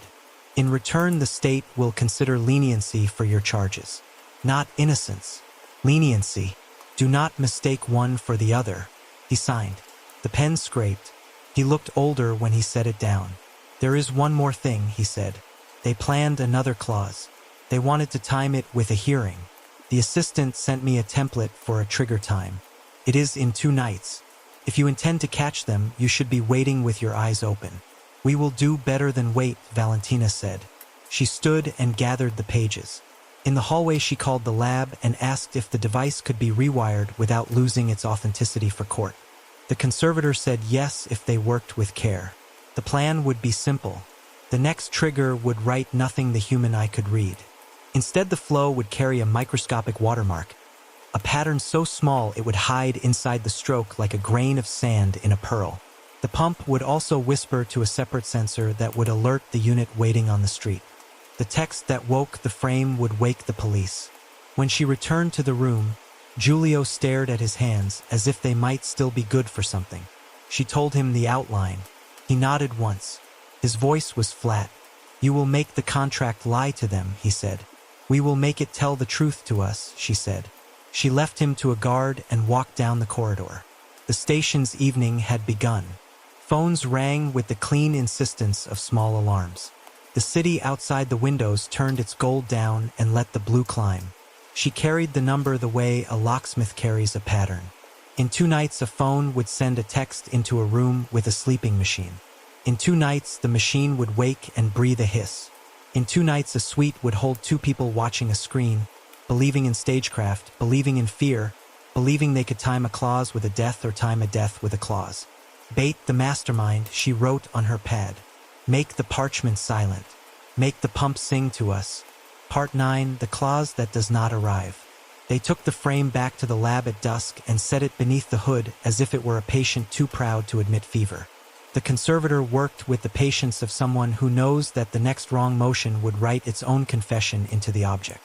Valentina stood at her shoulder, keeping her hands out of the light. Can you give me a watermark the human I will never read? Valentina asked. The conservator nodded. We can add a tracer to the feed, something that forms a lattice at the subvisible level. It will not change the color. Under a microscope, the pattern will look like a faint grid woven into the stain. If someone later objects, we can show the sequence and the day and prove the writing came from this device after we touched it. And an alert, Valentina said. Something that leaves the parchment alone and tells us when the pump wakes. The lab tech brought over a small wafer with leads like eyelashes. We can piggyback a sensor on the reed switch you found. When the magnet turns and closes the circuit, the sensor will chirp to a receiver in our van. No changes to the pump's flow. The device will not know it has learned to speak twice. They opened the spine. The pump waited with the eerie stillness of a predator between meals. The reservoir was empty and bagged as evidence. A new sterile bag hung in its place, filled not with blood but with a thin solution dosed with tracer tuned to their microscope. The tubes purred with alcohol and air and then settled dry. The wafer clicked into the loop with a softness that felt apologetic. The comb under the fillet stayed where it had been hiding all these nights, mouths set to kiss the margin if a signal came. The conservator sealed the backer and the rails and spoke the words she always spoke when a repair was done. We leave it better than we found it and exactly as it was. Valentina crossed the hall to the briefing room. The unit had mapped out streets and sight lines and the digital thread that would tie them all together. A false obituary had been planted for a shell beneficiary, a man whose name existed in filings and not in a church registry. The obituary would ride the evening, slip quietly into a corner of a news site, then vanish by morning under a correction no one would read. The hearing had been advanced a day with a procedural shuffle. The bait had a date. The room hummed. Here is the number, Valentina said, tapping the board where the digits glowed. The last 3 trigger times placed the sender inside a triangle that closes over a hotel off via Partenope. The assistant has rented a suite there on nights when she needed privacy from colleagues and proximity to the sea. We have eyes on the corridor and a camera on the lobby bar. We have the room across the hall. When the frame takes its breath, our receiver will wake. When the text leaves the phone, the tower will nod. We will move while their eyes are on a screen of an empty vault, waiting for a contract to write what fear has already written for them. She assigned positions like someone placing chess pieces she could not afford to lose. 2 at the hotel suite, 2 at the elevator, 2 on the stairs, 1 at the alley door that only staff pretend to forget. A van outside with the receiver and an officer who had the habit of staying calm when nothing wanted to be calm. A car idling 2 blocks away to take a reluctant guest to a quieter conversation. She visited the vault one last time before midnight. The room inhaled its treated air and exhaled nothing. The frame sat inside its case, the parchment lying with the dignity that centuries give to skin that no longer remembers the animal who wore it. The right margin looked innocent. The fillet looked ornamental. The camera in the corner looked where it had always looked, a fixed stare that could be intercepted by anyone who knew how cameras think. She checked the seal on the door. The wax held its stamp. "We are ready," the conservator said. "The feed will carry the tracer and not the stain. To anyone watching, the margin will remain blank. To our microscope, a pattern will appear and keep our secret. The pump will also whisper to your receiver the moment it starts its count." At 1 in the morning, the city softened. The coast road lay in a hush that belonged to postcard dreams. The hotel's marble grin glowed like a stage set built for polite crimes. In the van, the receiver sat like a cat with a single ear turned toward the vault. The officer beside it held a notebook and made small squares in the margin while he waited. At 1:05, the false obituary found its quiet place online. The newsroom intern who posted it did not tell anyone. The text was short and kind. Somewhere a script that checked names against a schedule rang a bell no one else could hear. At 1:07, the phone in the suite sent its message. The digital crimes analyst watched it leave on his screen in the van, a line of metadata that read like a whisper with a timestamp. On another screen, the tower sector lit in the pattern they had seen before. The suite's window might as well have raised a hand. In the vault, under the conservator's hood a continent away in meaning, the reed switch inside the frame counted its first turn as the pump woke. Air shifted as it always did and would again. The wafer chirped to the receiver. In the van, the officer drew a square and filled it in, then spoke the words the team had planned around. "We are live." Valentina moved first because she had promised herself she would. The door to the suite opened into a small foyer where a tray held 2 glasses and a bottle of water that had been there long enough to be warm at the top and cold underneath. The assistant stood at the table looking at a laptop, eyes fixed on the vault's live stream. The device on the table next to her phone showed a tiny timestamp had started and a blinking dot that matched the frame's feed schedule. Luca Sassi sat beside her, his hands clenched, not around a tool but around his own fingers. The assistant turned. She had the composed look of a person trained to be photographed. The expression did not help her now. "Good evening," Valentina said. "Naples police. Please step away from the devices." The assistant glanced at the screen as if the contract might save her with a flourish. The margin stayed pale and still.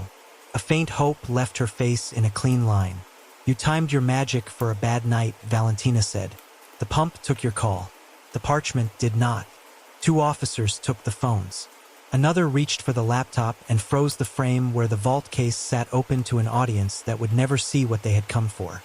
On the table next to the laptop lay a folder. Inside it, vials labeled in small careful letters with initials that matched the dead.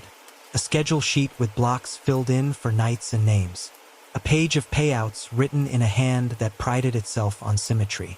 Each line ended in a sum that turned fear into currency. Luca stared at the vials as if they were evidence of a superstition and not of his own engineering. The assistant reached for a sentence and found only fragments. "You do not understand," she said. "This was theater. It was meant to calm donors. It was an allegory about time. No one was harmed by a demonstration.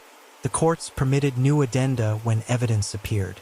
We simply made evidence appear in a way that honored history." Valentina waited until the assistant ran out of euphemism. Then she lifted a vial and turned it in the light. The label read S.C. in pencil that had not smudged. The liquid caught the lamp and did not blush. "Your theater ran on blood," she said. "Your schedule marked the hour a person would stop breathing and the hour a clause would darken. You used fear to make history obedient. You used a frame to lie in a voice that sounded older than anyone left alive to object. That is not allegory. That is murder, conspiracy, and tampering with cultural property. The assistant tried to take a step. The corridor held officers who did not move. The laptop screen showed the vault camera close on the margin where the letters had always appeared this month. Nothing moved. Nothing darkened. The assistant watched her stage fail and looked suddenly like a person without a script. Luca spoke without looking at anyone.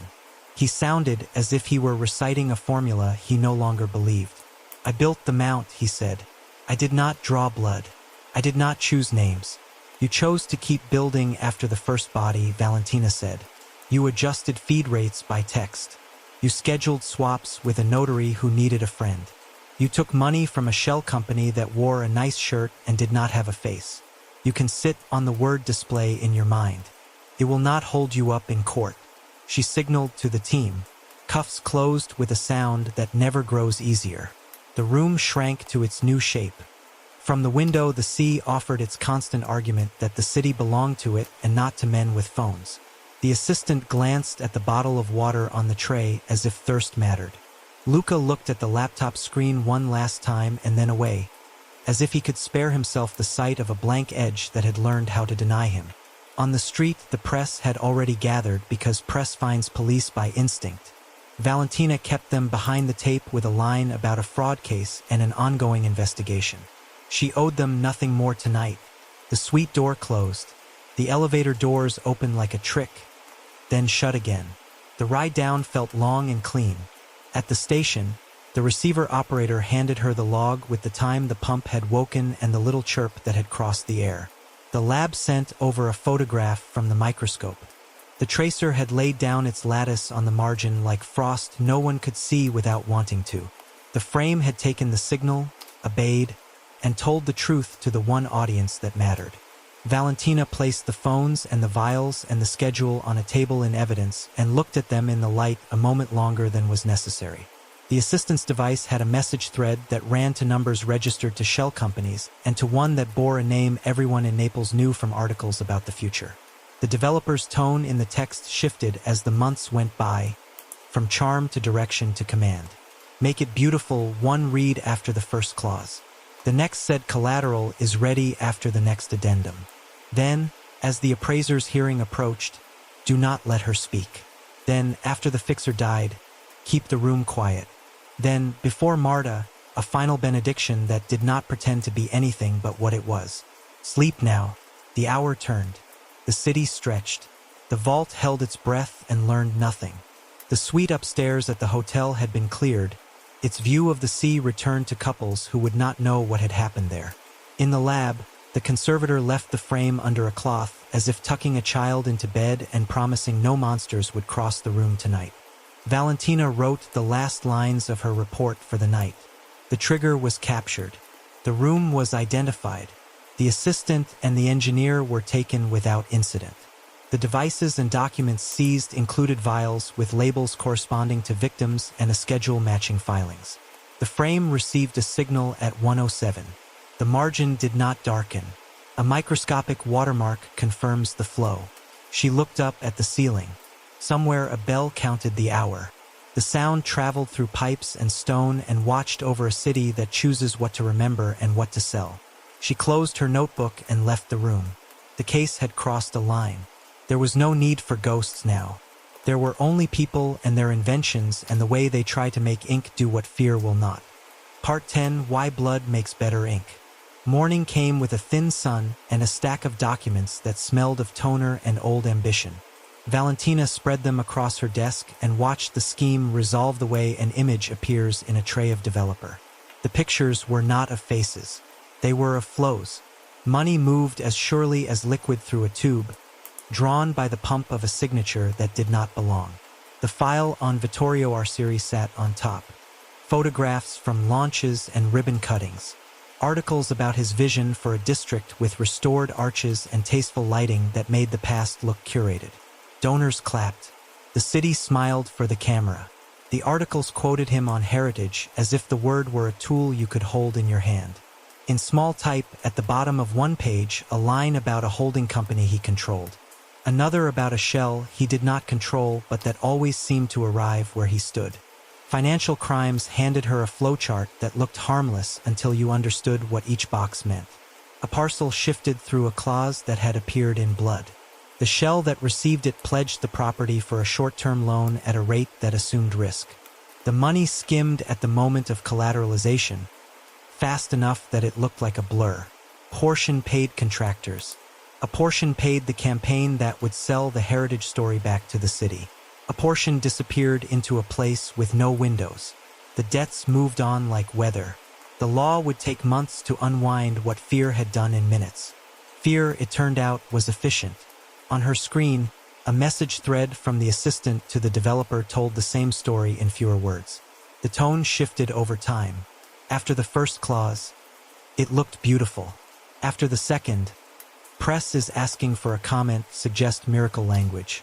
After the third death, as the appraiser's hearing approached, she plans to speak. The reply from the developer did not use a metaphor. Do not let her speak. After the fixer died, keep the room quiet. Before Marta, sleep now. The words had the calm of an executive who had learned that sentences could be weapons if you never raised your voice. She met Arsiri in a conference room that tried to look like a chapel. He wore a suit that treated light politely. His eyes had the flatness of a man who practices large emotions in a mirror and never uses them on stage. You have taken my assistant, he said.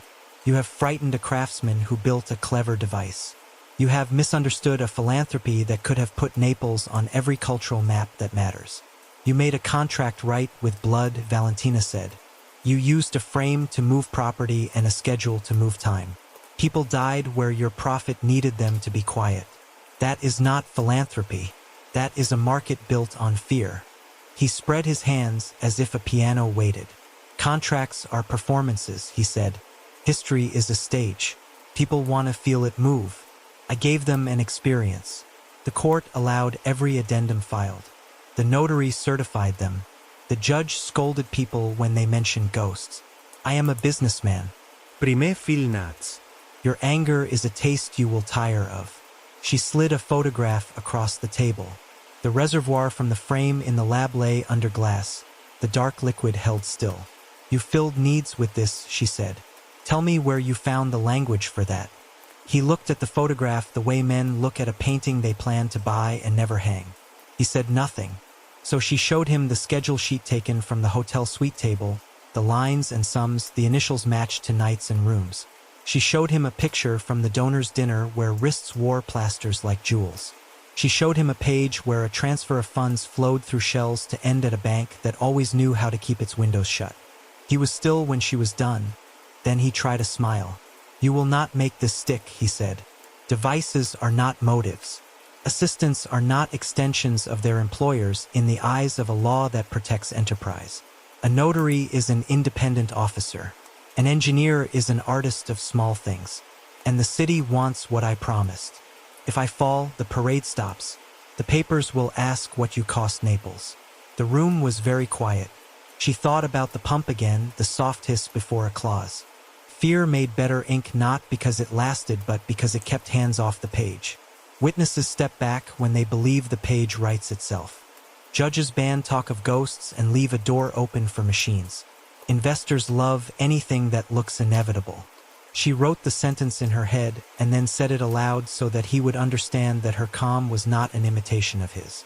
You built a brand called Heritage, she said, and you powered it with a series of murders and a device hidden in a frame. You bent a court with theater. You harvested blood under the word archive. You told yourself that fear was a kind of consent. It is not. He stood and adjusted his cuffs. You will regret making me your symbol, he said. Symbols are for speeches, she said. I prefer evidence. She left the room and walked down to a place where the air smelled like servers and plastic. The digital unit had finished cracking a private link that carried the Vault livestream to a short list of devices. The list included the assistant, the engineer, and a number registered to a consulting phone in the developer's office. The timestamps matched the trigger times. The triangle of towers that had pointed to the hotel on 3 nights had also nodded at the developer's office 2 hours earlier on each night. The The trail that a city makes when it breathes and speaks had done its quiet work again. In the evidence room, she stood over the vials and the schedule and the phones and thought about motive. Why blood makes better ink in a courtroom was not a question for a chemist. It was a question for anyone who has watched people look away. Blood frightens. It sanctifies. It makes a line seem costly and thus important. It manufactures reverence where there should be scrutiny. A developer could stand in a gallery and say that Naples writes itself while his assistant sent a text that told a pump to start. A clerk could place a plaster with a smile and tell herself she worked for memory, not for a man who thought memory was collateral. Financial crimes added a thin stack to her pile. Loan collateralizations executed within hours of each clause. Fees shaved off at velocity. Pattern disguised as urgency. The best grifts hide inside work that looks like paperwork. No one wants to stand between a city and the story it tells itself about improvement. By afternoon, the magistrate had read enough to sign what she needed. The charges would name the crimes without poetry. Murder by solicitation. Murder by accessory before the fact. Conspiracy to defraud.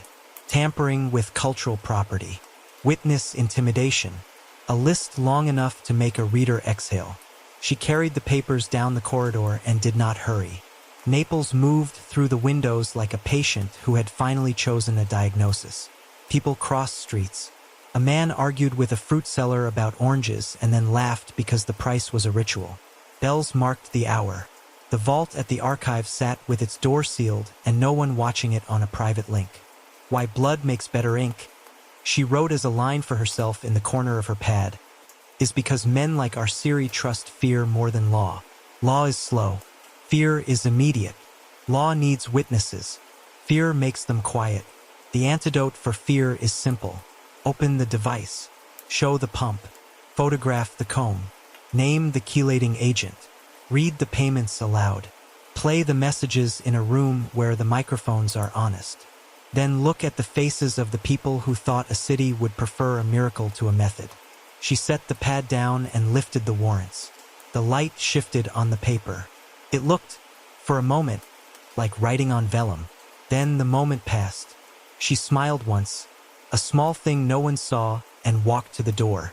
Part 11, Court, Parchment, and Proof. The courtroom held the day like a bowl holds water. Ceiling fans paddled warm air. Wood polished by a century of hands tried to look stern.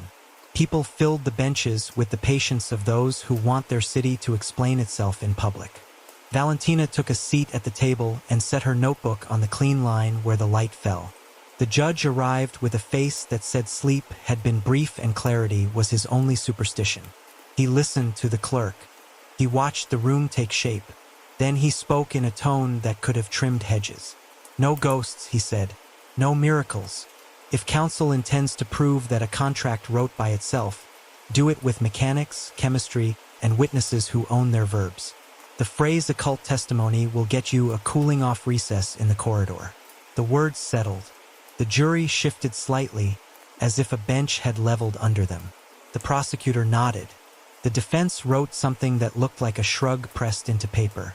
The first witness was the conservator. She wore the steadiness of a person used to speaking on behalf of objects that cannot.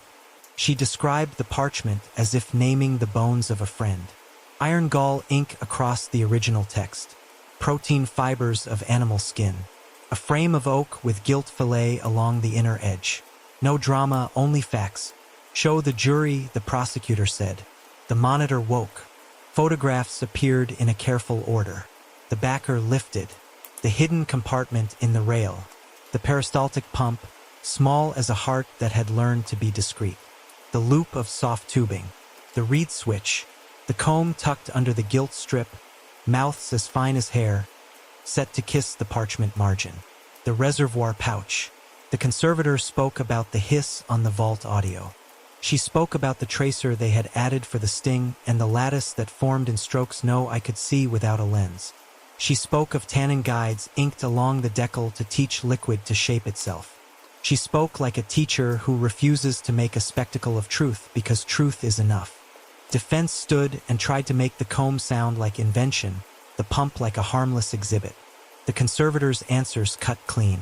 A device that feeds liquid along a capillary comb to write letters under a fillet is a mechanism, she said. It is not a ghost. A reservoir containing a mixture with hemoglobin and ethylenediamine tetracic acid is not a metaphor. It is blood kept from clotting. The parchment did not write. The frame fed it. The biology tech followed. He pointed at peaks on the screen and told the jury what they meant without asking them to love the machine. Hemoglobin here, he said. A chelating agent here. A human mixture with more than one contributor. Later, after comparisons, a statistical alignment to the profile of Sergio Corvi, and the probability numbers spoken like measurements, not thunder. Next came the digital crimes analyst. He walked through the subscriber identity card embedded beside the pump, the tower triangles that found the sender on the nights that mattered, the private live stream that had carried the vault camera to a short list of devices. He showed the timestamp of the text that woke the pump at 1:07 on the night of the sting. He showed the receiver log that chirped at the same second. He showed the microscope image of the watermark lattice woven into nothing the human eye could see. He spoke of a hotel suite by the sea. He spoke of a laptop open to a vault feed. He spoke of a phone that had learned to make ink obey. Then Luca Sassi. He looked thinner than he had in his workshop, as if the room had leaned on him and taken a layer. He admitted the bench, the brackets, the combs labeled with versions, the discount orders through FabLab Partenope, the pride that had kept him working after the first clause, after the first body. He said he did not know whose blood flowed through his tubes. He said he thought the demonstration would be contained. He said he told himself a lie. The prosecutor asked him to identify a bracket from the frame. He touched the file mark in the photograph and said yes. He described the read switch and the 90-second dose. He described the texts from Marie Chiaro that had asked him to slow the feed and lengthen the tube. He said the letter appeared to write itself because the edge had been prepared to welcome liquid and a pump had been told to wake. Giulio followed, hands clenched in a way that belonged to a man who had spent a life keeping lines straight and had finally crossed one. He admitted the frame swaps and the windows, the donors' dinners, the schedule template from the assistant, the pressure about taxes, the theater of a revelation that never told the audience how the trick worked. He did not cry. He sat with the ruin of his profession and spoke as if each sentence were an oath he wished he had taken a year earlier. The prosecutor never raised her voice. She offered exhibits like stones placed in a path. Filings prepared by Giulio that cited newly discovered addenda. Loan agreements executed within hours of each clause. Payments from a developer's shell to Marie Chiaro Consult to the engineer and to the notary who had found himself wrapped in favors. A photograph of a donor's dinner where wrists wore plasters the size of a fingernail. Vials labeled with initials. A schedule sheet with names and nights and neat sums. Defense tried to pull the city into the frame as an accomplice. Tradition, they said. Heritage. A culture of pageantry. A demonstration that got away from its designers. They tried to slice intent thin, to argue that devices do not murder and men do not intend what they do not touch. They tried to make witness fear sound like taste. They said coincidence. They said rumor. They said you cannot prove a mind from a message. The prosecutor let the room breathe and then brought in the last weight. The messages from the assistant to the developer and back again. Make it beautiful. Collateral is ready after the next addendum. Do not let her speak. Keep the room quiet. Sleep now. Words under glass. No metaphor required. The judge leaned forward and told the jury again what he had said at the start. You are not to weigh superstition. You are to weigh actions. If a man tells a machine to move liquid that contains blood along a margin prepared to shape letters, and if he aligns those letters with the death of a person whose testimony would have made him poor, you do not call that poetry. You call it murder by solicitation if the proof holds. If another man builds the machine knowing what it does after the first body and keeps building, you call it conspiracy. If a third man swears to keep a vault honest and instead gives the device a window and a schedule, you call it malfeasance and conspiracy. If a woman schedules triggers and gathers vials and pays men to make the machine obey, you call it murder and tampering with cultural property and whatever else the statute book demands you name. The jury left. The room hummed. Outside, a motorbike ran a light and a fruit crate went over and oranges rolled like coins. Inside, time tightened to a wire. They returned faster than the defense had hoped. The clerk read, "On the counts of murder by solicitation and conspiracy to defraud, Vittorio Arcieri. Guilty. On the counts of murder and tampering, the assistant. Guilty. On the count of conspiracy, the engineer Luca Sassi. Guilty. On the counts of conspiracy and malfeasance in office, the notary Giulio Spada. Guilty." The room exhaled. The defense stirred and froze. Arcieri did not turn to look at anyone. He stared straight ahead at a place on the wall where no painting hung. The assistant's mouth moved once, as if she had found another sentence, and then remembered the judge would not let her speak it. Luca looked down at his hands and turned them over, palms up, as if checking whether they still belonged to him. Giulio shut his eyes, opened them, and nodded once toward the bench as if he had been waiting for a bell to ring. Outside, the press gathered and tried to name a story they had already told too many ways. The city listened and decided how much it wanted to remember. Valentina stepped into the corridor and let the noise pass like weather. In the afternoon, with the warrants cooling under their signatures, she went back to the archive. The vault accepted her as if it had been holding a note for her all day. The climate unit breathed. The case sat open. The frame lay on the table without its devices. The parchment rested on a neutral mount that did not pretend to be invisible and did not try to be a magician. The conservator signed a receipt and slid the edge guard into place, a blank shield that would keep the right margin from being corded again. She placed a thin card beside the mount with language that told the truth without cruelty. Original text, 17th century, iron gall ink. No new addenda. Mechanical tampering documented and removed. The door closed. The seals pressed into wax. The ledger took its lines. The room held its quiet the way a lake holds a sky. Closed the vault the right way. Final part, addendum in hemoglobin. The vault accepted dusk the way a stone accepts a hand that rests on it without asking for warmth. Valentina stood inside the doorway and let the cool air fold around her. The climate unit breathed its even breath. The table waited with a patience the city did not know anymore. On it, the parchment lay unframed at last, held in a cradle that made no promises beyond support.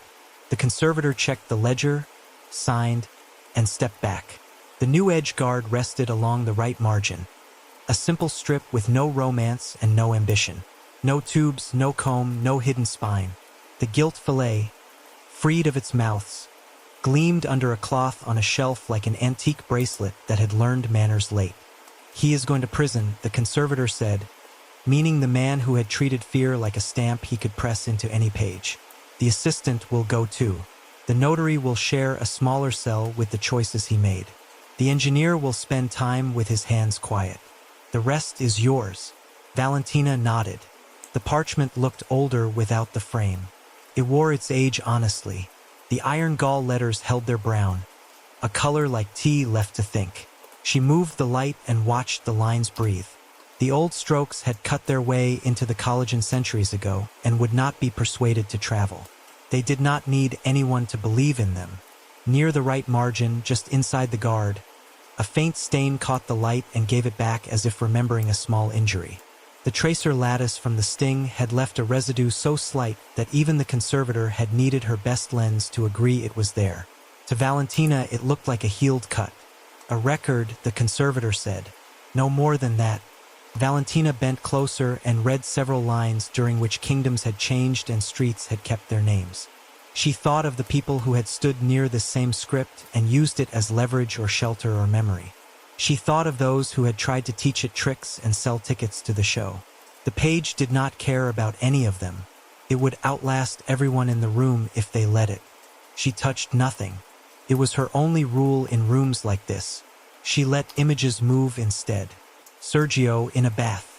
Alba on clean stairs that had been made treacherous. Reno by a piling, ankles laced with cord that had once tied boxes for a polite machine. Marta beneath a station clock, a notebook on her desk that had confused the word heritage with permission. The assistant in a hotel suite looking at a screen the way a believer looks at water that has been promised to split. The developer in a room that pretended to be a chapel, explaining performance as if it were a sacrament. The engineer at his bench, holding a brass bracket like a talisman and refusing to imagine what filled the bag on the rail. Nothing writes itself, she said. The conservator smiled without showing her teeth. Nothing honest, she said. In the hall, the guard signed the seal with a practiced hand. On the street, the day exhaled heat into evening. Naples turned on its lamps and told stories to itself. Some were true, some were useful, some were both.